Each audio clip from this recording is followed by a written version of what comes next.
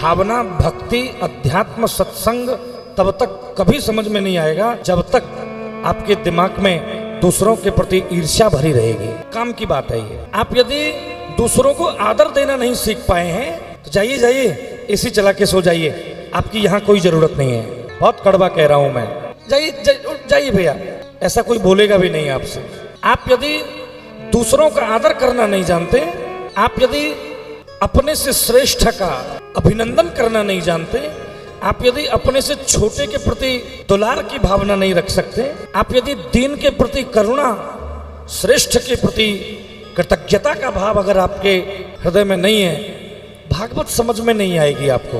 ये बहुत गुह्य विषय है, ये बहुत गंभीर विषय है। और मैं तो कई बार ये कह दिया करता हूं कि विद्यावताम भागवते परीक्षा, तो विद्वानों का ग्रंथ है, ये नाटक नहीं है। निर्मत सराणाम सताम। मेरी बहनों, एक सूत्र लेकर के यहां से जाना कि आज के बाद से भागवत जी ये कह रहे हैं और ये सीखना है आपको ये सीखना है। और ललितपुर की मेरी मैयाओं से, मेरी बहनों से मुझे बहुत उम्मीद है आपसे मुझे। तो ये यहाँ से सीख करके जाइए, एक मैसेज ले जाइए, एक संदेश ले जाइए यहाँ से कि आज के बाद अब मैं अपने जीवन में कभी किसी से ईर्ष्या नहीं करूँगी, मैं कभी किसी से हम जलन नहीं रखेंगे, ईर्ष्या नहीं रखेंगे। जितने लोग बैठे हैं क्या वो हाथ उठा सकते हैं?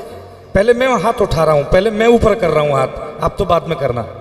मैं कभी ईर्ष्या नहीं करेंगे हम किसी से। कह सकते हैं क्या?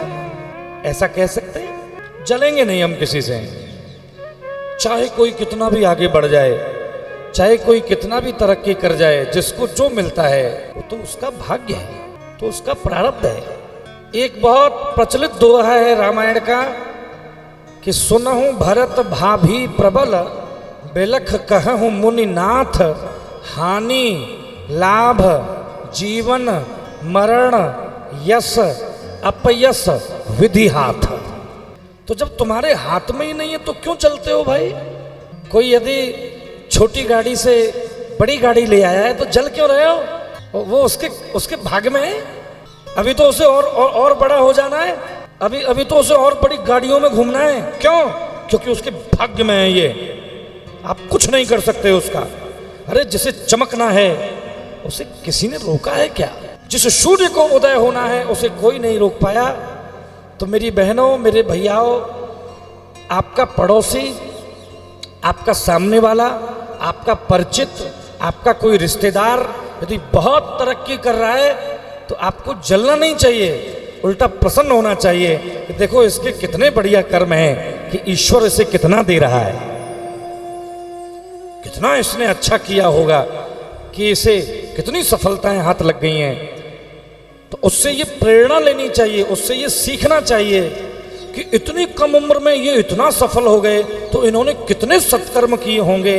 अब मैं भी आज से, अभी से सत्कर्म करना प्रारंभ कर दूं तो निश्चित ही श्री राधा माधव की कृपा मेरे जीवन में भी सफलता के रूप में मुझे भी दिखाई देगी, मुझे भी सफलताएं मिलेंगी। किसी से बंधुओं ईर्ष्या नहीं रखनी चाहिए, किसी से भी द्वेष नहीं रखना चाहिए।